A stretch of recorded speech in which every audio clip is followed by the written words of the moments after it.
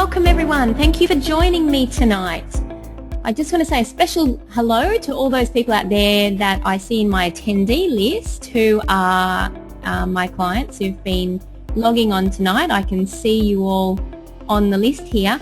I want to do a test before we start. If you guys can put your hand up and let me know that you can hear me, that would be wonderful. There's a little hand signal in the top right hand corner of your screen where you can click and you will raise your hand. I just want to see who made it on tonight and who knows how to use GoToWebinar. I've got a couple of people with their hand up. Oh, we've got lots and lots and lots of people. We've got people from all over Australia here tonight, so that's fantastic. All right, excellent. We can see lots and lots of people with their hand up. Okay, well, once again, thanks for joining me this evening for this webinar. For those of you who missed last month, this is going to be part 2 of a series of webinars on this topic. If you missed the first one, don't worry. I'll tell you how to catch up towards the end, and I'll briefly go over what you missed anyway. Well, I'm really excited about sharing this with you, where I'll be taking you through a step-by-step process covering 7 key areas that you can improve in your life to optimize your brain function, your happiness and clarity, your attention and motivation, energy, and much, much more over the next few months. I'm going to be showing you the 7 key areas which cause symptoms that affect your brain, leading to depression, anxiety, and ADHD. And also insomnia, overwhelming feelings of stress, distractibility and hyperactivity, and foggy brain as some people describe it. One of these steps is incredibly crucial that only a handful of health practitioners in Australia really know about. Today will be an overview of the entire treatment so you can get a good idea of where we'll be heading. You'll be able to begin implementing these things to feel clearer, happier, more focused, and on your way to a better life. So we've got lots in store that I'm really passionate about and I'm excited to share with you, and I want to say a very big welcome. For those of you who don't know me, my name is Jodi Chapman, and in the past 5 years I've seen hundreds of people through my clinic eliminate depression, anxiety or ADHD, and tonight I'm going to show you how it's possible to live a full, more confident, clearly focused and happy life drug-free. So without any further ado, what we're going to be covering in tonight's webinar is how your brain works and what can go wrong. The 7 steps to free yourself from these conditions and many others that affect the brain, and what's really going on inside your head. And I'm also going to tell you a little bit about what we can do, the next stage to create a mind shift for you. So firstly, let me tell you a little bit about depression, anxiety and ADHD. These conditions can affect anyone at any age. I've got clients that range from men and women, families. I've had elderly clients, children and teenagers. And from my experience, a lot of people don't even recognize that something's wrong. They just know that things aren't right. I hear really often people say that they're not depressed, they're angry or they're nervous all the time. They don't know what's wrong with them. Some of them, have just all of a sudden not wanted to work anymore or couldn't be bothered, they're really tired, they don't want to exercise anymore, but it's not them, it's not who they usually are, so they know that things aren't right. Others will be really overwhelmed with stress. When you previously used to deal with stress really, really well, and then all of a sudden, lately, anything really little really sets you off and drives you crazy, and you don't understand why you're getting so upset. Just not as happy as you used to be, and nothing makes you excited anymore. And this is rarely recognized as depression, but that's really what it is. Now, currently 1 in 4 women and 1 in 6 men suffer depression or anxiety at some stage in their life. The World Health Organization has determined that by 2020, depression will be the 2nd biggest health problem worldwide.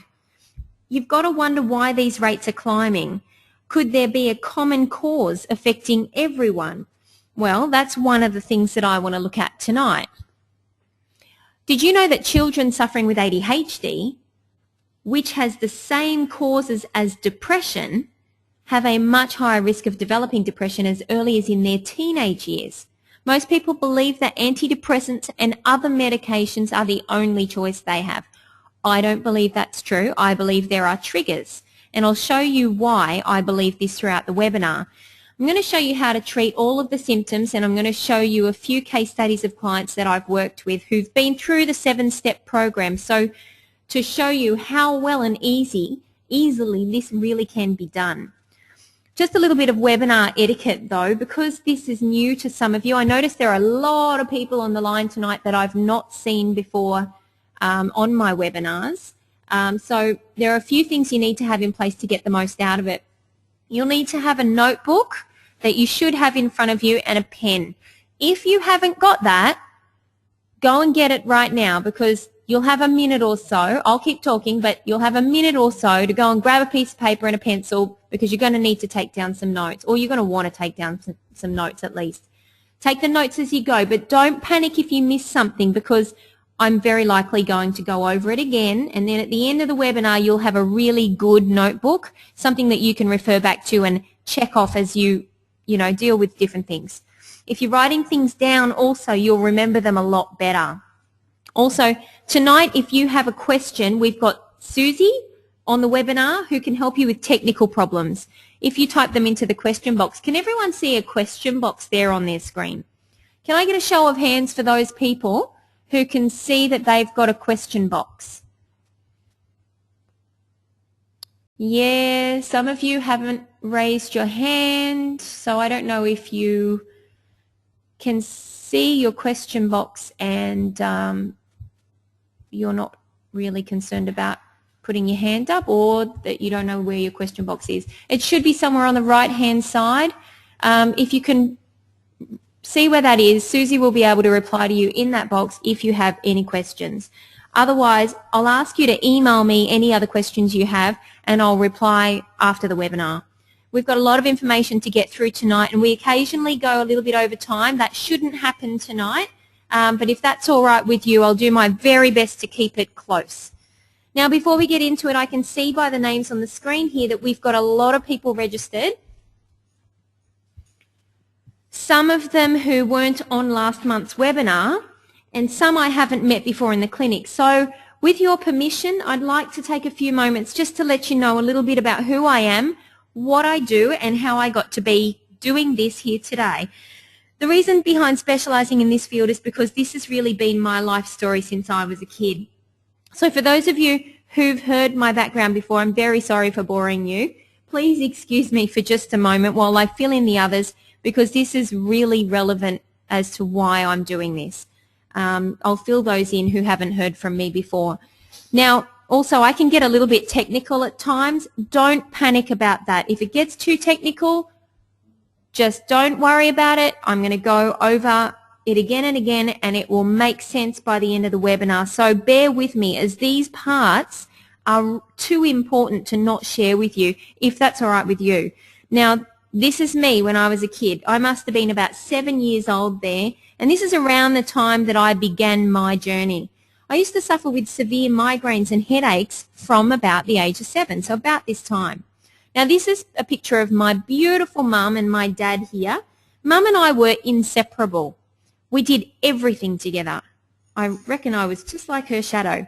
She took me to see every specialist and every type of practitioner that you could imagine to sort these headaches out, but without any success, and after a lot of wasted money too. This is me now, by the way. I thought I'd put this in so you know who you're listening to.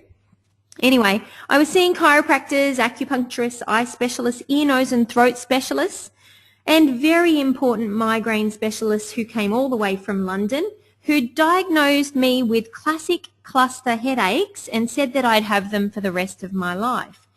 They had me on up to 9 different drugs every day until I was 16 years old, and none of them made any difference whatsoever. Does anyone here know anyone who's had migraines before, or have any of you guys ever suffered with migraines? Can I get a show of hands? Can you guys let me know? We've got a couple of people. We've got a few people. Okay. You may be wondering what migraines have to do with what we're talking about tonight. You'll find out soon, but if you've experienced migraines in any way, you'll know how debilitating they are. I used to have to cover my windows with blankets and I couldn't bear any sound. I'd be vomiting every 20 minutes from 5:30 in the morning till 10:30 at night. And it would be a shot of pethidine in the bottom to try to knock me out through the middle of the day. Up to the age of about 14, they were happening at least once a week. But then when the hormones became involved, they were then every day for another 9 years. Now, I was an A-grade student. I was top of the year in most subjects, and within just a few weeks of turning 14, I was needing a tutor to keep up with my grades while I was on 8 prescription painkillers a day and caffeine tablets every 4 hours just to keep me awake. By the time I was 20, I was devastated when my mum passed away. Now, she had a sudden heart aneurysm at the age of 48. She had been fit and healthy right up until then, and if you could imagine, she was my best friend, and it was at that point, the stress from her death, plus the cause of the migraines, together put me in hospital with an autoimmune disease called ulcerative colitis. If anyone here has had it, it tops migraines for pain. For those of you who haven't heard of it, it's the most painful form of bowel disease. It causes severe agonizing cramping the minute you put food into your mouth and every time you eat, caused by ulcers lining the bowel wall. It causes you to lose massive amounts of weight dramatically and stops you from eating through fear of the pain. Now, for the next 2 years, I was on a high-dose cortisone drug to control all of it, which I wasn't able to get off without an acute attack, and within 12 hours, I'd be back to hospital urgently with back in severe pain again. It wasn't until I discovered a dietary cause, which then changed everything that I'd ever known. I was virtually back to normal within 3 weeks after 16 years. It was just incredible. This was really eye-opening for me because I'd never used any natural medicine before in my entire life. And from that day on, I decided to become a naturopath to treat other people struggling to find the causes of their problems, since I'd been through the medical system for 16 years without success. Now, that's not to say that doctors aren't good at what they do. I know a lot of doctors that I know very well, and they are fantastic at what they do. But there's a lot more out there than a lot of people know. Now, who's wondering what migraines and bowel diseases have to do with anxiety, depression, and ADHD? I'm sure some of you are wondering. Well, not a lot of people know that it's the same thing that causes migraines also causes depression, or that during a migraine your concentration levels drop through the floor and your mind goes foggy, like you're in a cloud, exactly how the ADHD and ADD kids feel throughout sometimes in the day. The causes of migraine and bowel disease also contribute to behavioural changes and concentration as well. As we go through the webinar, you'll understand why I told you all about my history of health.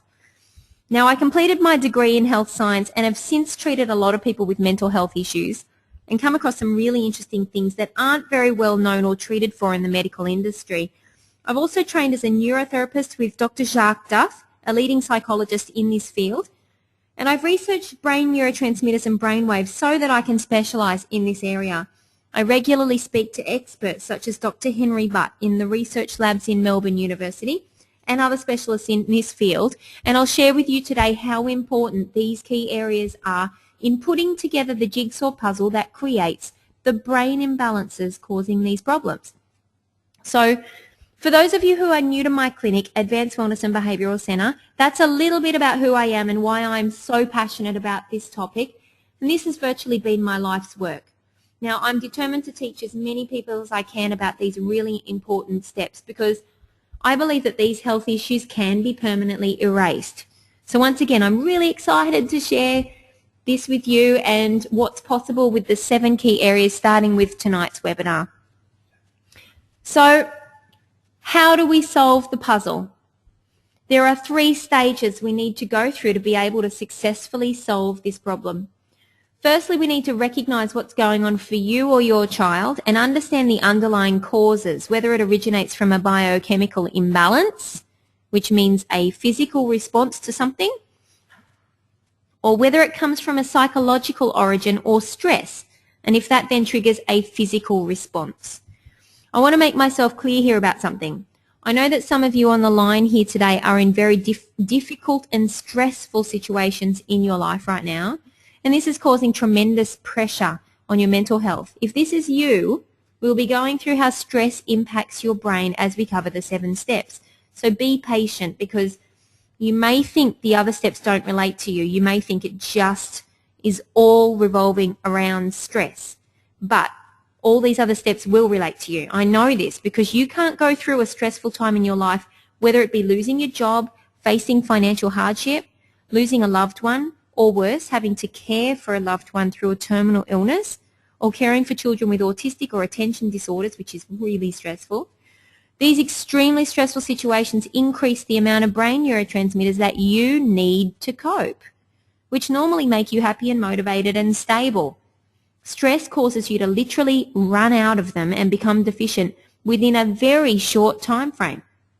You need to approach your mental health from many levels, because if you were even to just follow one of these steps and not address all of them, you most likely won't have the long-term improvements you need, because it is never as simple as just one thing. These key areas that cause mental health problems in most cases compound each other. What this means is that if you only have one of these problems, you most likely wouldn't have a mental health problem, because your body can deal with one thing usually pretty well. It's the compounding effect of one on top of the other which gradually drives you into depression, anxiety, attention problems, or anything else that's going on. So take in every single step tonight as if it could be you, because it could be. The second part we need to know is how to repair these imbalances, deficiencies, or these situations. These will be the 7 steps, where we'll be looking at the biochemical repair. I've had clients who've come into the clinic depressed, anxious, concentration problems, where they're not functioning well at all in life, and it's all started with a trauma. They've then sought counselling, which was helpful, but it didn't improve the depression. Just as I said before, my first approach is to make sure your body can make all the ingredients first needed for the brain chemicals, so that then the counselling can work. How can your brain work to cope with or recover from a trauma if there are not enough ingredients needed to make your brain work? It can't. So this is why the second step is repair, which is a biochemical approach. It's making all the biochemical pathways full of nutrients so there's nothing stopping you from getting better. The third and final part I want to address is reprogramming. After removing all of the outside triggers that can reduce your brain chemicals which cause all of the symptoms, and then repairing any physical deficiencies or damage that's occurring that may be hurdles to you getting well, then most of you guys on the call tonight will be 100% well by that stage. The reprogramming part comes in when our brains have learned bad habits too well, and that's when it learns bad patterns of behavior, usually in cases of either very stressful situations going on far too long, an extreme traumatic event such as a car accident, or something like being attacked, where you develop behavior such as depression or anxiety that then becomes permanent because of what you've learned. We'll go over brainwave patterns in more detail at the end of the webinar, but what I want you to know is that if you, number 1, repair the body biochemically, number 2, address and improve any outside causes and stop further damage, and number 3, reprogram any brainwave irregularities, then there is nothing that stands in your way to recovering completely from anxiety, depression, ADHD, and for that matter, autism spectrum disorders and many other brainwave problems can also be improved. It's really only limited when it comes to structural problems of the brain. Now let's first look at recognizing the symptoms and the possible deficiencies of brain chemicals. This is where it can get a bit technical, so listen closely. And also I want you to get your notepad and pen ready. And if you recognize a symptom in you that I talk about here, I want you to write down that brain neurotransmitter and realize that that's one that could be a problem for you. So there are a number of different chemicals or neurotransmitters, which are chemicals that your body produces that can affect your brain. Some of you have heard of serotonin. Most antidepressants just work on this brain neurotransmitter, but you'll see that more than serotonin can cause problems, which is why it's not always helpful to be on antidepressants. Most of you will know that low serotonin can cause depression, but how many of you have heard of dopamine? Can I get a show of hands of those of you who've ever heard of dopamine? Let me see if you've heard of dopamine. 2 people. 3 people? Oh, lots and lots and lots of you. Okay, that's very good. Maybe 50% of you have heard of dopamine. Okay, excellent. Well, dopamine and serotonin, they both play a part in different kinds of depression, anxiety, and even ADHD. Now, let's first look at what they do for us when we have enough of them. Serotonin controls mood, sleep, and eating behaviors. Sugar cravings can be a problem if your serotonin is low. You've heard of binge eating during depression or alcoholism. Alcohol satisfies the sugar cravings. That's why people get addicted to it. Without the right levels of serotonin, we start to see things like insomnia, irritability, and over or under eating before we see the signs of depression, so eating disorders. Dopamine controls your movement, makes you feel like you have pleasure in your life. So that excited, happy feeling, the elated happiness when you're out in the sun on a really nice day, really appreciating life. This is dopamine at work. And dopamine also goes on to make adrenaline. So without it, fatigue always follows. You know, when you are just so depressed and so flat that you can't even move anymore, you don't want to go anywhere, you don't want to do anything, you've got no energy, you've got no mental energy, you've got no physical energy. That's what it feels like when dopamine is a problem. I like to describe a dopamine deficient person as a bit like a couch potato. Doesn't want to work, doesn't want to exercise or garden or do anything that they used to like doing, and everything is boring. Everything bores someone who has a low dopamine, including the TV that they're watching, but they don't want to do anything else. They also feel physically tired all the time, which is what I mentioned a second ago. So there's more brain neurotransmitters. GABA is the next one. GABA is the opposite of the first two. GABA is what they call an inhibitory neurotransmitter. What this means is that its job is to stop overexcitement or to stop too much nerve activity, where dopamine and serotonin are excitatory. So their job is to boost nerve activity. So this means that GABA's job is really important in calming you down. Calming down overexcitement, calming down hyperactivity. We see it in ADHD children, hypervigilance in ADHD, anxiety in people with depression who don't actually get depression but they get anxiety, and seizures in epileptics.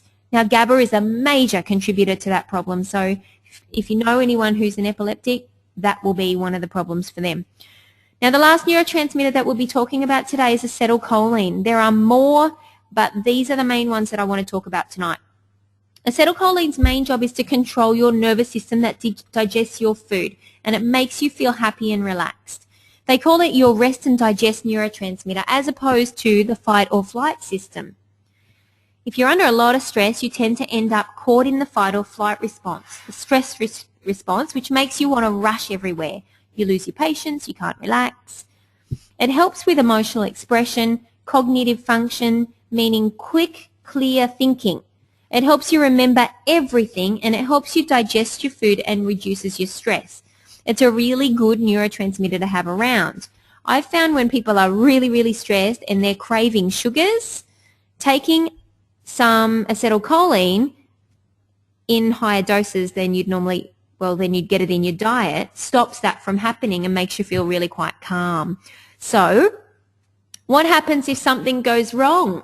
Let's see if you can pick the type of brain chemical imbalance you have, so get your pen and paper ready. Symptoms of depression that is caused by low serotonin can include anger, aggression and irritability. People with bad tempers are usually low in serotonin. Then there are others who suffer with anxiety, panic attacks, some with foggy brain, insomnia, feeling sadness.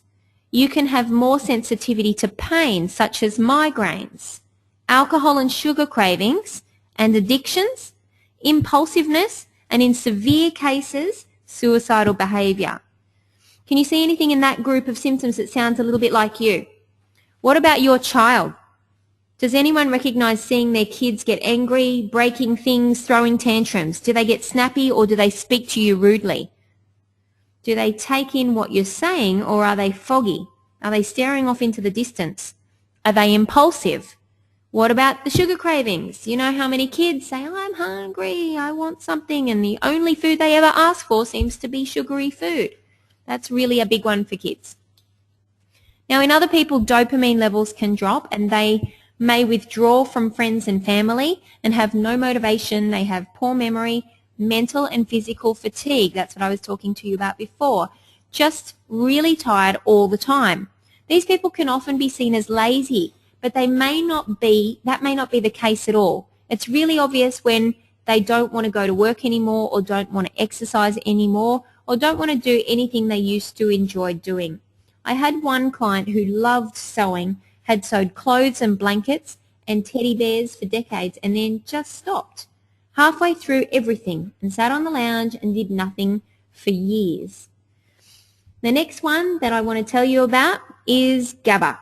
GABA will contribute to hyperactivity or an overly high mood rather than the lows of depression.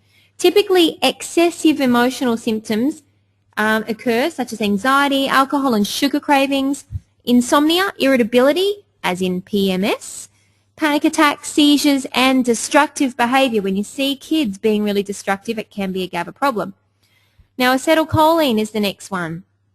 The deficiencies in acetylcholine are very, very common, as you'll find out later.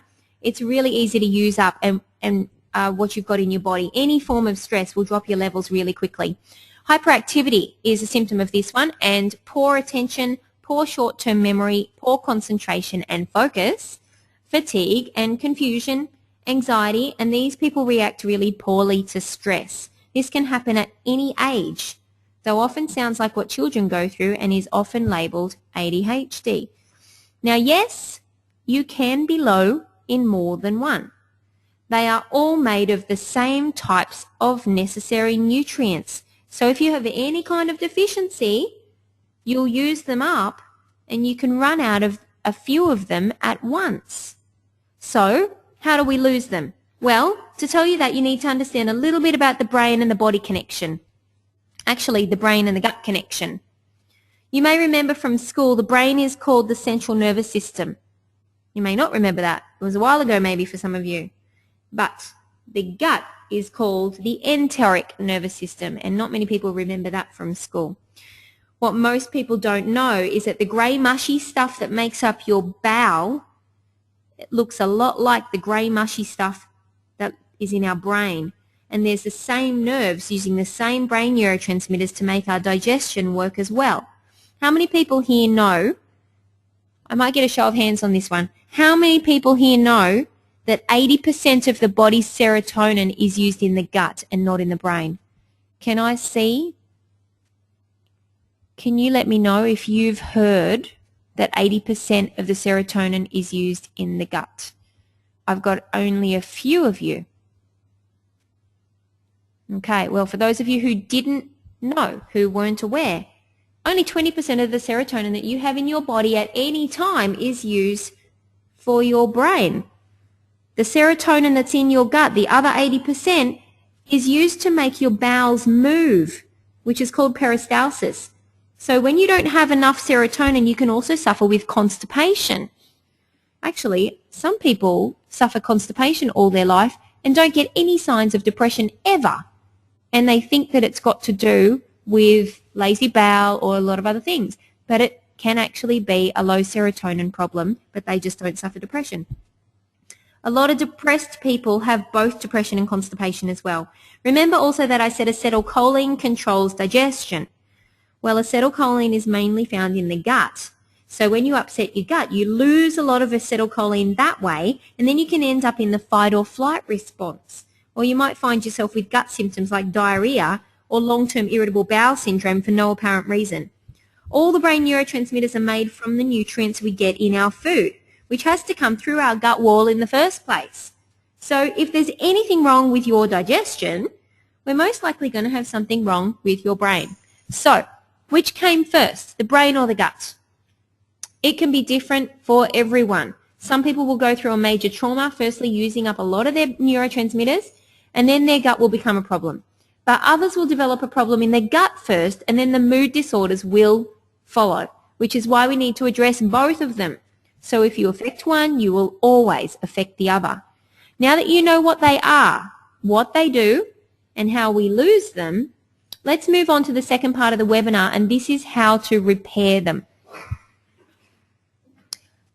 If you guys can hear anything in the background, I've got a new little puppy and he's playing and he's just started to make a lot of noise. So I just thought I'd let you know in case you're hearing all this scuffling going on in the background. He's playing and he's just had a little bit of a yelp play with the other dog. Anyway, let's move on. The 7 steps to freedom from anxiety, depression and ADHD. So what's really going on inside your head? I'm firstly going to show you the 7 steps so you know where we're heading. And then I'll show you how all these steps affect the brain and why it's so crucial that you can't miss a step. I also want you to remember what I said about a compounding problem. One step on top of another, making symptoms worse. Now this is my little picture of you, just to try to remind you that the 7 steps will weigh you down more and more, the more of them that are out of balance for you. So I've got you holding all the steps above you so that you don't forget. This is why you see people with different levels and severity of depression, anxiety or ADHD. No two people are the same in the causes behind their problems, which is why you can't just say that one thing or another causes these conditions. It could be a combination of all of them. Moving on to step 1. Step 1 is allergy. Now there are a few things that will lower your brain neurotransmitters that we'll be covering in the other steps, but allergy can cause your serotonin to drop in more ways than one. It also isn't necessarily the first thing to go wrong. So when we go over it, I'll tell you more about it. Step 2 is bacteria. Bacterial overgrowths in the gut are one thing that is never addressed when it comes to mental health. I found it to be one of the biggest triggers of all. I've got a lot of interesting things to tell you about that. What you need to know, though, is that I'm talking about the bacteria that is actually meant to be there in a normal human gut. It's not often checked by your doctor because it's classified as a normal bacteria, and it's completely underestimated. We'll go over that really soon. Step 3 is diet. I'm sure you've all heard that diet is important, at least to be on a healthy diet, but not every diet that is a healthy diet helps the brain. There is a very particular way to eat to improve brain function, and we're going to go over that as well. Step 4 is nutrients. I've already mentioned over and over how if any of your ingredients that make your brain neurotransmitters are missing, then there is no way of making them without addressing these deficiencies. The most important thing to tell you at this stage is that all 3 of the first steps, allergies, bacteria, and poor diet, can cause nutrients to be depleted if you don't have the nutrients. If you don't have them, you can't make serotonin, you can't make dopamine, you can't make GABA, or you can't make acetylcholine. Step 5 is stress. We discussed earlier how a traumatic event or an ongoing stressful situation can trigger depression and anxiety in the first place. But stress can also come about because all the first 4 steps were out of balance. Just like I mentioned with the acetylcholine, if you upset your gut wall with an irritant, such as an allergen or a bacteria, the wrong diet or poor nutrients, stress will then become the symptom, not the cause. We'll be covering what happens with stress a little bit later on. Step 6 is hormones. A lot of women come into my office and they first say, my hormones are all out of balance, I want them checked. And I know that there are practitioners out there that first do a blood test, they find out the imbalance, they give a cream or a drug or herbs to fix the imbalance. The only problem with that is that hormones don't ever go out of balance for no reason. There's always a reason. They're influenced by the first 5 steps. If you try to balance them with any substance without addressing the first steps, you'll chase symptoms for months and you'll never get anywhere. Hormones can cause all sorts of mental health symptoms, and we'll have a look at how to manage these shortly. Step 7 is brain waves. Now, like I mentioned before, this is last. Can you hear him in the background? He's being very naughty and he's going to be calmed down and put into a room separately so that he can't make so much noise. I don't know if you guys can hear him, but I can hear him and he's very loud. Anyway, step 7 is brainwaves. So the brainwaves patterns can cause all the behavioral problems all by themselves, but From experience and common sense, you need to make sure that the brain is fully functioning physically before you look anywhere else, to give it a chance to work well on its own. If you rule out all physical causes of brainwave impairment, then you can address the brainwave patterns in their true state more clearly.